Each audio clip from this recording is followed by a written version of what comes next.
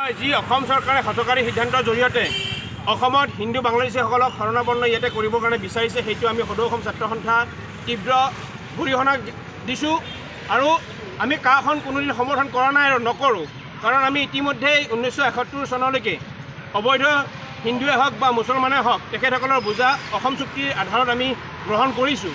তাৰ পৰৱৰ্তী সময়ত যেতিয়া কেন্দ্ৰীয় চৰকাৰ আৰু অসম চৰকাৰে অসমৰ ওপৰত কাখনৰ জৰিয়তে 2014লৈকে তেখেতসকলে হিন্দু বাংলাদেশীসকলক বা বিভিন্ন ধৰ্মীয় লোকসকলক ইয়াতে বসবাস কৰিবৰ কাৰণে যি দলিচা পাই দিছে, সেই কথাষাৰ আমি কোনোপধ্যে মানি ল'ব পৰা নাই।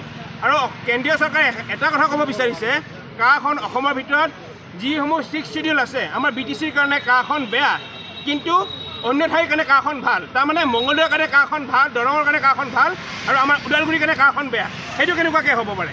যদি ওদালগুৰিৰ ওচৰত যদি মংগলদৈ বা খাৰুপিটিয়াৰ ওচৰত যদি অবৈধ বাংলাদেশী যদি ইয়াতে বাহৰ পাতে, তাৰে কিন্তু পৰিৱেশ বিনষ্ট আমাৰ ওদালগুৰি ডিষ্ট্ৰিক্টতো হ'ব। গতিকে সেইকাৰণে আমি এটাই কথা ক'ব বিচাৰিছোঁ, কাখন আমি কোনোমতে মানি লোৱা নাই আৰু মানি নলওঁ। আৰু ইয়াতে যি ধৰণে অসম চৰকাৰে বা কেন্দ্ৰীয় চৰকাৰে ইয়াতে বলপূৰ্বকভাৱে হিন্দু বাংলাদেশীসকলক ইয়াতে শৰণাপন্ন কৰিবৰ কাৰণে বিচাৰিছে, সেইটো আমি কোনোমতে মানি লোৱা নাই আৰু মানি নলওঁ।